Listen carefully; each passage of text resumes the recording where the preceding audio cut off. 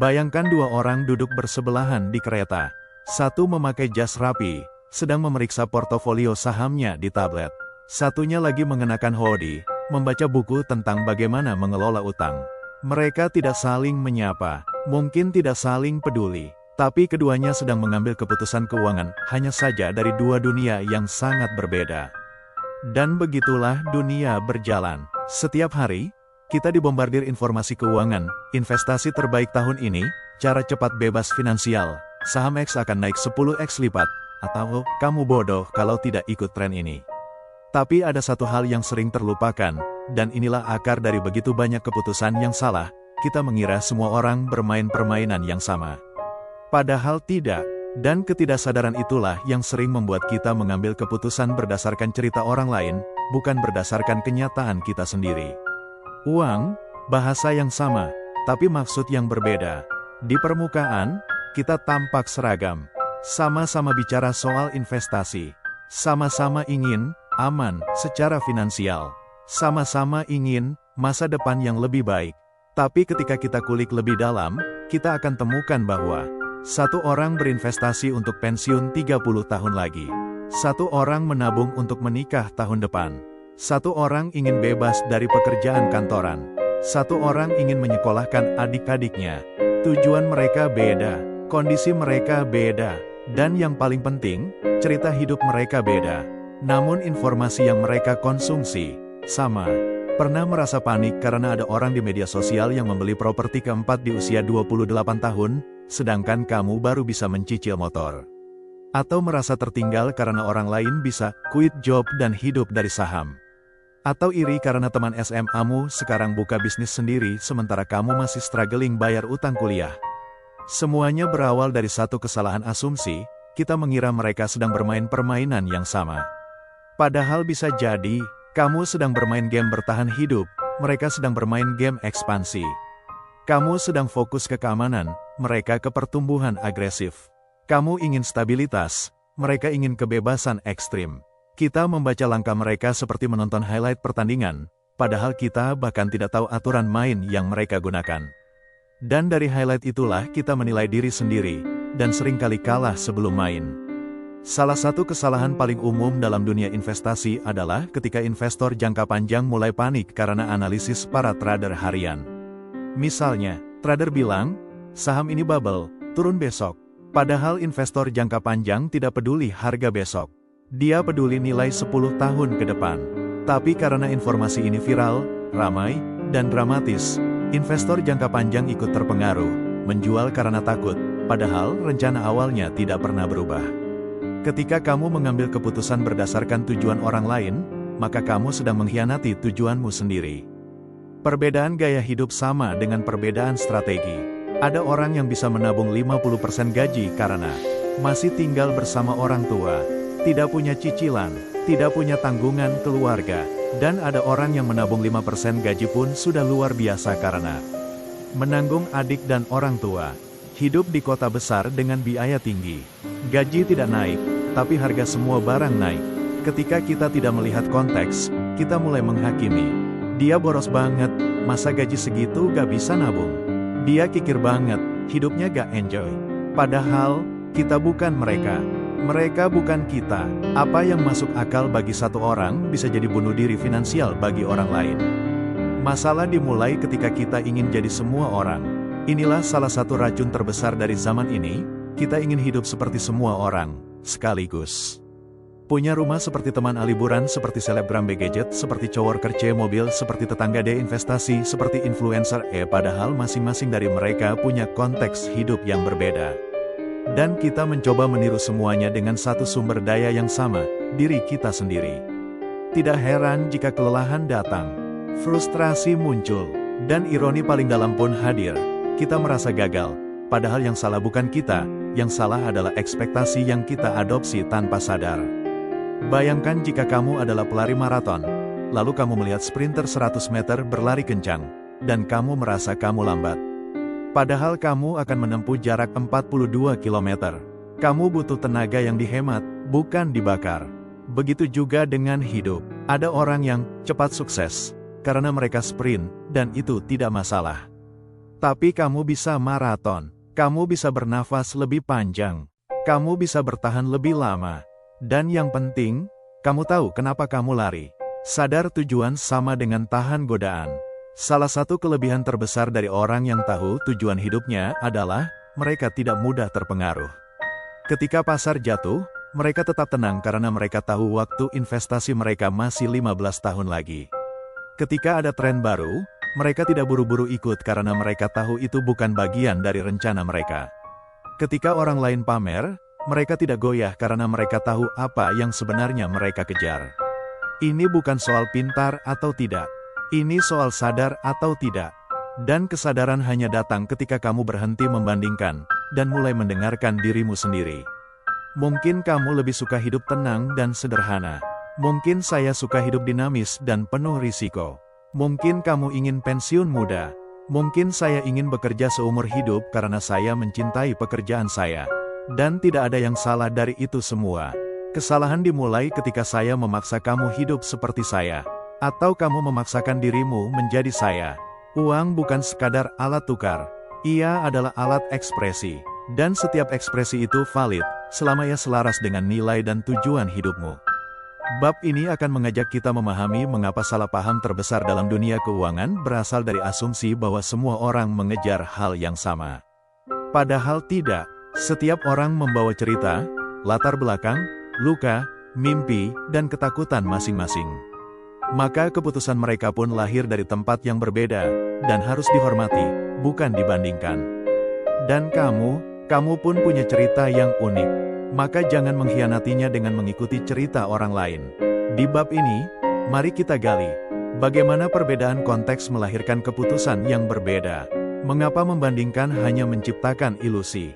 Dan bagaimana kita bisa hidup lebih tenang ketika kita tahu kita tidak sedang bermain game orang lain. Setiap orang membuat keputusan keuangan dari ruang yang berbeda, tapi hidup di dunia yang sama. Itulah paradoks yang membingungkan dalam kehidupan modern. Kita hidup berdampingan, terhubung lewat media sosial, berita, dan percakapan, namun mengambil langkah berdasarkan peta batin yang berbeda. Sayangnya, kita seringkali tidak sadar bahwa panggung tempat kita melihat semua ini, dunia digital, membuat semuanya tampak seperti satu kompetisi global yang seragam. Seolah-olah semua orang memiliki aturan main yang sama, tujuan yang sama, dan alat yang sama. Padahal, kenyataannya sangat berbeda. Ketika konten keuangan menjadi hiburan. Coba buka media sosial, setiap hari kita dicekoki dengan potongan video, motivasi finansial, tips investasi, pamer kekayaan, kisah sukses usia muda, dan nasihat bisnis. Di permukaan, ini terlihat inspiratif. Tapi dalam jumlah besar dan tanpa konteks, semua itu menjadi racun. Kenapa? Karena kita menonton potongan kisah orang lain dan tanpa sadar menyerapnya sebagai standar hidup kita. Seorang mahasiswa melihat orang kaya pensiun di usia 30, lalu merasa hidupnya lambat. Seorang ibu rumah tangga melihat wanita karir liburan ke Eropa, lalu merasa hidupnya kurang berarti. Seorang pekerja yang berjuang bayar utang menonton sukses dalam 1 tahun, lalu merasa dirinya gagal. Padahal, kisah-kisah itu tidak menyertakan informasi yang penting, konteks, privilege, jaringan, titik awal, dan bahkan kadang, kebenaran. Ilusi keseragaman dalam dunia keuangan. Inilah ironi besar di era informasi, semua orang punya cerita unik, tapi kita hidup dalam bayang-bayang keseragaman yang semu. Kita mengira semua orang bermain game investasi. Padahal, sebagian orang sedang mencoba bertahan hidup. Kita mengira semua orang ingin pensiun dini. Padahal, sebagian orang justru menemukan makna hidup dari pekerjaan yang ia cintai. Kita mengira semua orang menginginkan passive income. Padahal, sebagian orang justru ingin koneksi aktif, bukan uang pasif. Dalam ilusi keseragaman ini, kita mulai membandingkan strategi keuangan kita dengan strategi orang lain yang bahkan tidak bermain dalam pertandingan yang sama. Perilaku keuangan sama dengan cerminan masa lalu. Apa yang kita pilih hari ini seringkali bukan hasil dari rasionalitas, tapi reaksi terhadap masa lalu. Seseorang yang pernah miskin ekstrim akan cenderung obsesif terhadap menabung, meski ia kini sudah kaya. Seseorang yang dulunya dimanjakan secara finansial mungkin mudah mengambil risiko tinggi karena tidak pernah takut kehilangan. Seseorang yang besar di keluarga yang terobsesi dengan status akan cenderung hidup penuh simbol, bahkan jika itu artinya utang. Dengan kata lain, kita semua sedang bertahan, bukan hanya terhadap ekonomi saat ini, tapi terhadap bayangan psikologis masa lalu. Jadi ketika kamu melihat seseorang membelanjakan uang secara aneh, menurutmu, mungkin membeli barang mewah padahal gajinya pas-pasan, jangan langsung menghakimi. Bisa jadi ia sedang membalas masa lalu.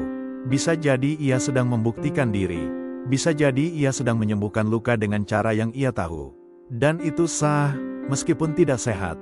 Salah tafsir, ketika kamu menilai orang lain dengan ukuranmu sendiri. Ini adalah sumber konflik dan kebingungan terbesar dalam diskusi keuangan. Kita menilai tindakan orang lain dengan kacamata kita. Kita bilang orang lain boros, padahal ia sedang mengejar pengalaman. Kita bilang orang lain kikir, padahal ia sedang menyusun fondasi untuk masa depan anaknya. Kita bilang orang lain salah ambil keputusan, padahal kita tidak tahu trauma atau ketakutannya. Perbedaan nilai, tujuan, dan konteks hidup tidak bisa diukur dengan kalkulator. Mereka hanya bisa dipahami dengan empati. Dan empati, sayangnya, adalah hal langka dalam dunia finansial yang terlalu sering disederhanakan jadi angka dan grafik. Contoh nyata, investor jangka panjang vs trader harian. Bayangkan dua orang. Aldo, seorang pekerja kantoran usia 32 tahun. Ia menabung dan berinvestasi untuk masa pensiunnya yang masih 25 tahun lagi. Strateginya, beli saham blue chip, tahan jangka panjang. Rio, seorang trader aktif usia 25 tahun. Ia hidup dari pergerakan harian saham dan derivatif. Strateginya, jual beli harian dengan analisa teknikal, cut loss cepat. Keduanya membaca berita yang sama, IHSG turun 2% hari ini. Aldo tetap tenang, ia tahu ini bagian dari fluktuasi jangka panjang. Rio panik, ia harus jual sekarang atau merugi lebih dalam. Lalu Rio membuat cuitan di Twitter, market crash, out dulu semua. Siap-siap ke 5.000. Aldo membacanya, panik, ikut jual. Padahal, untuk tujuan Aldo, itu adalah keputusan yang buruk. Inilah bahayanya mengambil keputusan dari game orang lain. Kebijaksanaan finansial, mengenali gamemu sendiri. Orang bijak dalam dunia keuangan bukan yang paling cepat kaya, paling canggih analisisnya, atau paling update portofolionya. Orang bijak adalah yang tahu apa yang sedang ia kejar, yang tahu game apa yang sedang ia mainkan, yang tahu bahwa tidak semua orang harus bermain game yang sama. Kebijaksanaan adalah ketika kamu bisa berkata, itu mungkin bagus untuk mereka, tapi bukan untukku, dan kamu tenang, dan kamu tidak merasa tertinggal, dan kamu tetap melangkah sesuai ritmemu sendiri. Kamu boleh iri, tapi jangan buta. Iri itu manusiawi, tapi buta karena iri, itu bahaya. Ketika kamu melihat orang lain sukses dan merasa tertinggal, gunakan itu sebagai cermin. Apakah aku benar-benar ingin itu? Apakah itu selaras dengan tujuanku? Atau aku hanya tertarik pada kemasannya, bukan isinya? Karena banyak yang kita iri sebenarnya bukan pada hasilnya, tapi pada citranya. Dan citra tidak pernah menunjukkan harga yang harus dibayar untuk mencapainya. Kita semua hidup dalam dunia yang saling bersebelahan, tapi bermain dalam game keuangan yang berbeda. Kesalahan dimulai saat kita mengadopsi strategi atau standar dari game orang lain. Kebijaksanaan finansial adalah tentang kesadaran, sadar tujuan, sadar nilai, dan sadar ritme diri. Bab ini tidak sedang menyuruh kamu berhenti belajar dari orang lain, tapi ingin mengingatkan, belajarlah dengan hati-hati. Karena bisa jadi yang kamu tiru, justru sedang menuntunmu menjauh dari hidup yang kamu inginkan. Di dunia yang penuh informasi seperti sekarang, kebisingan bukan berasal dari suara, tapi dari narasi yang saling bertabrakan. Kita hidup di tengah aliran opini, saran, dan perbandingan tak berujung yang menuntut kita untuk selalu tahu, selalu ikut, selalu update. Namun ironinya, semakin banyak yang kita dengar, semakin sulit kita mendengar suara hati sendiri. Dan dalam dunia finansial, ini bisa jadi bencana.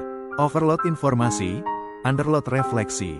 Kita membaca semua, thread Twitter tentang saham, video YouTube tentang kripto, podcast tentang FIRE, financial independence, retire early, TikTok soal tips menabung 10 juta dalam sebulan. Namun kita jarang sekali berhenti dan bertanya, apakah ini cocok untuk aku? Apakah ini relevan dengan kondisi dan tujuan hidupku? Akhirnya kita menelan segalanya, strategi orang lain, ketakutan orang lain, bahkan ambisi orang lain, tanpa menyaringnya dengan jujur. Kita menjadi kaya informasi, tapi miskin kebijaksanaan. Lingkungan sosial, arena tekanan tak terlihat. Tak hanya media digital, lingkungan sosial pun penuh tekanan. Keluarga yang membandingkan, teman yang pamer pencapaian, grup WhatsApp alumni yang isinya update properti dan mobil baru. Tekanan itu tidak kasat mata, tapi terasa. Dan seringkali, kita tidak sadar bahwa keputusan finansial kita lahir dari keinginan untuk diakui, bukan dari kebutuhan nyata. Aku ikut investasi karena semua teman kantor ikut. Aku ambil KPR karena malu belum punya rumah di usia 30. Keputusan-keputusan seperti ini tidak selalu buruk, tapi ketika diambil tanpa kesadaran, mereka bisa jadi beban jangka panjang yang merusak kedamaian. Uang sebagai alat validasi diri. Dalam budaya kita, uang sering dijadikan simbol status.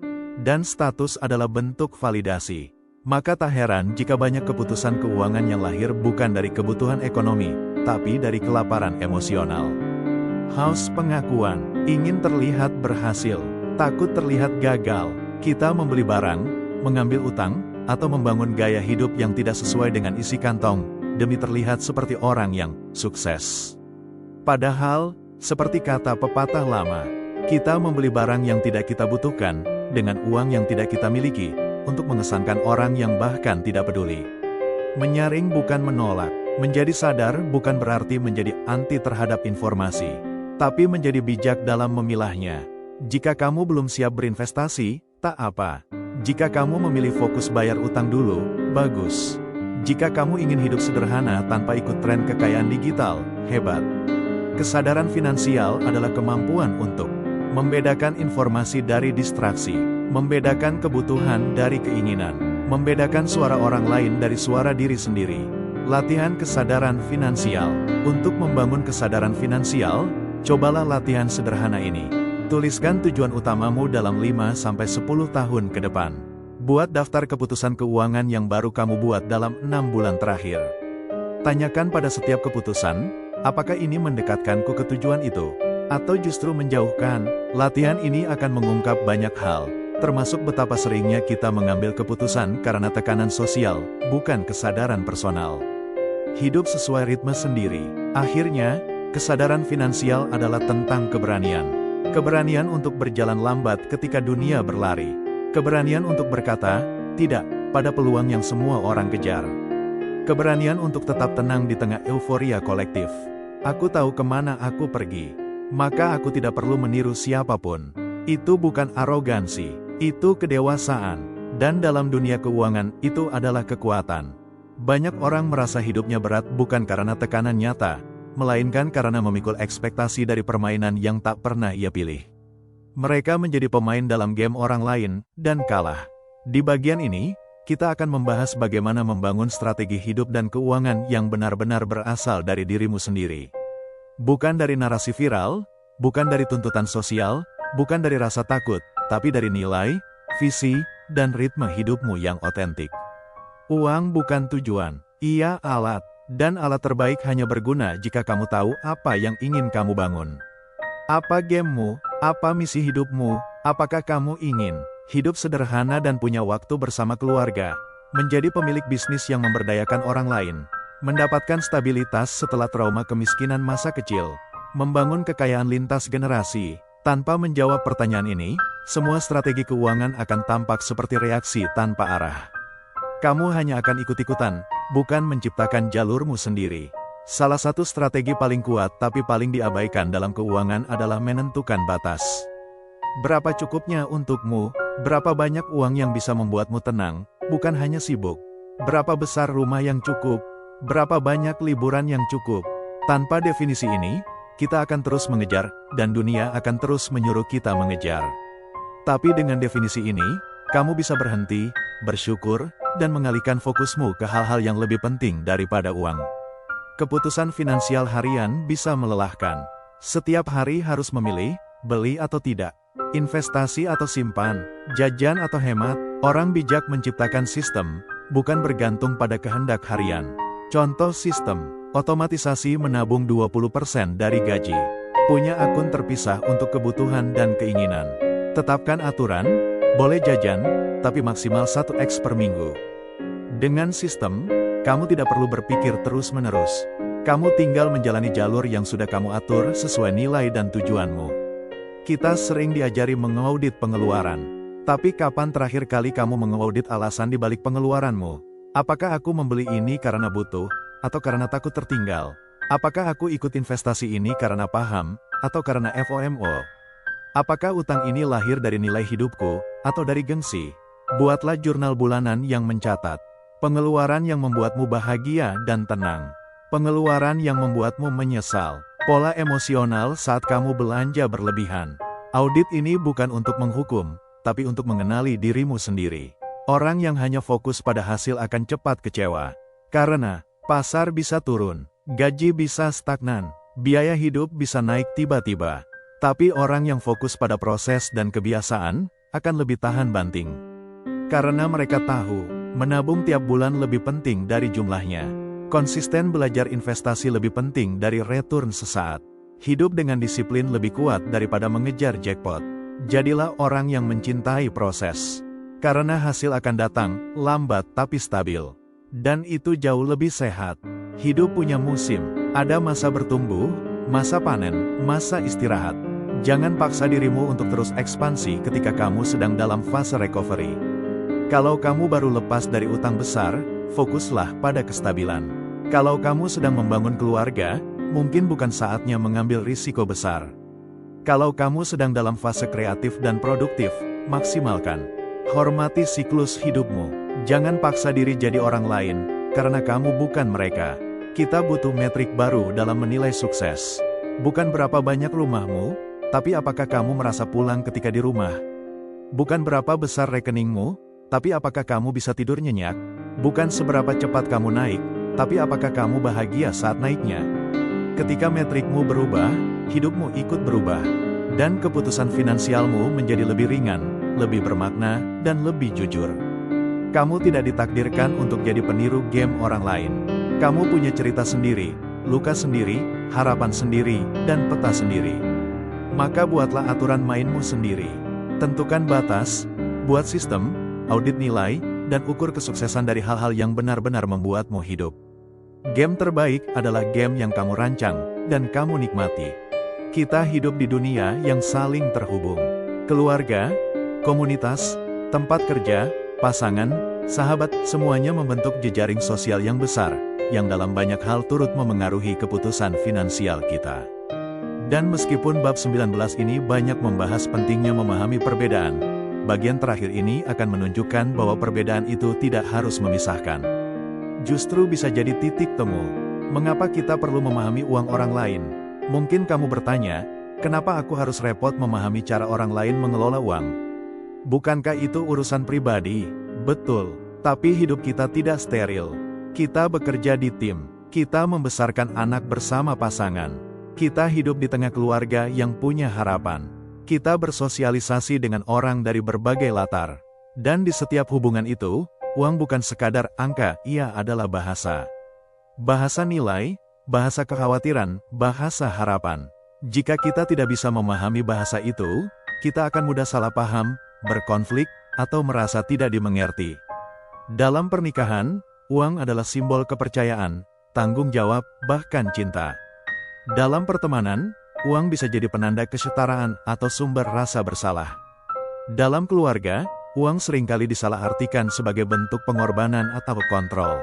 Contoh, suami istri bisa bertengkar hanya karena beda cara menabung. Sahabat bisa menjauh hanya karena berbeda gaya hidup. Anak dan orang tua bisa saling menyakiti karena beda pandangan soal bantuan finansial. Semua ini terjadi bukan karena kekurangan uang, tapi karena kurangnya pemahaman bahwa kita sedang bermain dalam game yang berbeda. Ada 3 langkah utama. A. Dengarkan tanpa berniat mengubah. Orang ingin didengarkan, bukan diubah. Dengarkan dulu bagaimana pasangan, teman, atau keluarga melihat uang. Apakah uang membuat mereka merasa aman? Apakah mereka takut miskin karena trauma masa kecil? Apakah mereka boros karena dulu dilarang menikmati hidup? Pahami dulu ceritanya, baru bicara strategi. B. Temukan titik nilai yang sama. Mungkin kamu ingin hemat, dan pasanganmu suka menikmati hidup. Tapi bisa jadi kalian sepakat dalam satu hal, ingin hidup damai dan tidak stres karena utang. Fokuslah pada nilai yang sama. Dari situlah kompromi bisa dibangun. C. Buat aturan bersama, bukan paksaan sepihak. Contoh, uang belanja ditentukan bersama. Ada rekening pribadi dan rekening bersama. Pengeluaran besar harus didiskusikan dulu. Dengan begitu, uang tidak menjadi alat dominasi, tapi ruang dialog dan kepercayaan. Dalam tim, perbedaan tujuan finansial bisa memengaruhi produktivitas dan semangat kerja. Ada yang kerja demi passion, ada yang kerja demi bertahan hidup, ada yang kerja demi promosi cepat. Kalau atasan tidak peka terhadap motivasi ini, manajemen bisa kacau. Budaya perusahaan seharusnya mengakomodasi keragaman ini, dengan transparansi soal jenjang karir, kesempatan belajar dan berkembang, keseimbangan kerja hidup. Dengan begitu, uang bukan jadi sumber ketimpangan, tapi alat kolaborasi. Komunitas sering menjadi tempat perbandingan tak sehat. Dia bisa investasi, aku belum. Dia sudah punya rumah, aku masih kontrak. Padahal komunitas seharusnya jadi tempat saling berbagi pengalaman, saling menyemangati, saling mengingatkan bahwa semua orang punya waktunya masing-masing. Kita bisa menciptakan komunitas yang suportif, misalnya grup diskusi keuangan tanpa pamer kekayaan, acara belajar bersama soal budgeting, mentoring satu sama lain tanpa menggurui. Komunitas yang sehat adalah yang memberi ruang untuk gagal, bangkit, dan berkembang bersama. Bahasa menciptakan realitas. Jika kita terus bicara soal uang dengan narasi, si paling sukses, miskin karena malas, kaya itu pasti bahagia, maka kita memperkuat dunia yang keras, kompetitif, dan penuh tekanan. Tapi jika kita mulai menggunakan bahasa seperti, aku belajar dari kesalahan ini, dia berjuang dalam diam, mungkin itu rezekinya, bukan rezekiku. Kita menciptakan ruang empati. Mari ubah cara kita, tidak menertawakan yang gagal, tidak mengkultuskan yang sukses, tidak menganggap semua orang punya peluang yang sama. Di tingkat makro, memahami bahwa orang punya game berbeda harus disertai kesadaran akan struktur yang tidak adil. Tidak semua orang lahir dari keluarga cukup. Tidak semua orang punya akses pendidikan atau modal. Tidak semua orang punya tubuh sehat untuk bekerja. Maka penting bagi yang sudah cukup untuk tidak sombong, tidak menghakimi, tidak membandingkan mentah-mentah, dan bagi yang sedang berjuang, tidak merasa gagal, tidak malu minta bantuan, tidak berhenti bermimpi. Pada akhirnya, perbedaan dalam game keuangan bukan alasan untuk menjauh. Justru bisa jadi alasan untuk saling mendekat, belajar, dan tumbuh bersama. Uang tidak harus jadi medan perang. Ia bisa jadi taman bermain, ruang diskusi, jembatan pemahaman. Tapi semua itu hanya mungkin jika kita mulai dengan satu hal. Menghormati bahwa setiap orang punya permainan, jalan, dan waktu yang berbeda. Dan dari situlah kita bisa berkata, aku tidak seperti kamu, tapi aku bisa memahami kamu. Bayangkan suatu hari nanti, kamu duduk di bangku taman, di bawah langit senja yang tenang, dan mengingat hidupmu. Bukan hanya jumlah rekening, aset, atau pencapaian yang terlintas, tapi hubungan yang kamu bangun, nilai yang kamu perjuangkan, dan bagaimana kamu memperlakukan orang lain di sepanjang jalan itu. Uang, pada akhirnya, bukan soal siapa paling banyak, tapi siapa yang paling damai. Sukses bukan hanya soal naik kelas sosial, tapi juga naik kelas kesadaran. Dari mencari pengakuan menyadari keberhargaan diri, mengejar kekayaan membangun ketenangan, membandingkan menyadari perbedaan tujuan. Ketika kita tidak lagi bermain game orang lain, kita bebas. Bebas menentukan ritme, bebas gagal, bebas bangkit. Revolusi tak selalu lewat teriakan. Kadang, ia lahir dalam sunyi. Ketika kamu memilih menolak utang konsumtif meski digoda. Ketika kamu tidak ikut pamer, meski bisa. Ketika kamu membantu orang lain membangun kesadaran, bukan sekadar memberi bantuan finansial. Itu semua bentuk revolusi. Kita tak bisa mengubah sistem global dalam semalam. Tapi kita bisa menciptakan sistem mikro dalam hidup kita, yang lebih sehat, lebih bijak, dan lebih berbelas kasih. Bayangkan jika makna kaya berubah. Bukan lagi soal tabungan, tapi kaya waktu untuk hadir bagi orang tercinta. Kaya ilmu untuk dibagikan. Kaya kesadaran untuk hidup utuh. Dan bayangkan jika standar kesuksesan sosial tidak lagi berapa rumahmu, tapi berapa orang yang merasa dimengerti olehmu. Berapa banyak orang yang terbantu oleh nilai hidupmu. Seberapa jujur kamu hidup, meski tak dipuji. Inilah narasi baru yang kita perlukan. Karena dunia tidak kekurangan orang pintar, tapi orang jujur dan berani menjadi dirinya sendiri. Uang hanyalah alat, tapi alat yang sangat reflektif. Ia memperbesar siapa kita sebenarnya. Orang yang tamak jadi lebih tamak. Orang yang murah hati jadi lebih luas dampaknya. Orang yang cemas jadi makin tertekan. Maka, sebelum memperbanyak uang, perbaiki cara berpikir dan cara merasa. Karena uang yang jatuh ke tangan yang sadar, akan membawa berkah. Tapi uang yang jatuh ke tangan yang penuh luka, bisa menjadi racun. Hidup dalam sistem yang terus menekan bukan hal mudah. Kita ditarik oleh tren, tuntutan, tekanan keluarga, bahkan ketakutan dari masa lalu. Tapi jika kamu sampai di sini, membaca sampai epilog ini, artinya kamu sudah berbeda. Kamu sadar, kamu tidak ingin ikut arus buta. Kamu ingin mengerti, menimbang, memilih. Dan itu keberanian. Keberanian untuk hidup lambat di dunia yang cepat. Keberanian untuk merasa cukup di dunia yang lapar. Keberanian untuk jadi diri sendiri di dunia yang suka meniru. Itu bukan kelemahan, itu fondasi hidup yang kokoh. Ulislah cerita keuanganmu sendiri, dengan nilai, bukan angka. Dengan kasih, bukan persaingan. Dengan kesadaran, bukan ketakutan. Dan lebih dari itu, bantulah orang lain juga menulis cerita mereka. Jangan jadi pengkritik, jadilah cahaya. Karena jika satu demi satu dari kita berubah, maka dunia pun akan ikut berubah. Perlahan, tapi pasti, uang bisa membagi, tapi bisa juga menyatukan. Uang bisa menekan, tapi bisa juga memberdayakan. Uang bisa jadi cerita buruk, atau jadi cerita baik yang kau tulis hari ini. Semoga kamu menjadi penulis cerita itu. Yang jujur, yang berani, yang sadar, dan yang tidak bermain untuk menang sendiri, tapi menang bersama. Terima kasih telah menyelami bab 19 yang syarat makna ini. Jika ada satu hal yang ingin kami wariskan dari bab ini, itu adalah, jangan takut menjadi berbeda. Karena hidup ini bukan perlombaan menuju satu garis finish yang sama. Ini adalah perjalanan, penuh tikungan, peta berbeda, dan tujuan yang sangat personal.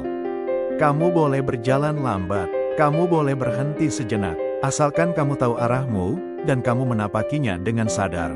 Jika kamu merasa tercerahkan oleh bab ini, bantu sebarkan kesadaran ini. Bagikan video ini ke teman, pasangan, atau keluarga yang mungkin sedang merasa terjebak dalam perbandingan. Beri komentar, apa bagian paling mengena dari bab 19 ini buatmu? Kami ingin mendengar ceritamu. Jangan lupa like jika kamu merasa video ini bermanfaat, dan subscribe agar tidak ketinggalan kelanjutan bab-bab lainnya dalam seri The Psychology of Money. Aktifkan notifikasi, karena perjalanan memahami uang dan diri sendiri belum selesai sampai di sini. Dan ingat, kamu tidak sendiri, kamu tidak harus sempurna, kamu hanya perlu jujur terhadap hidupmu dan pilihan yang kamu buat. Sampai jumpa di bab 20.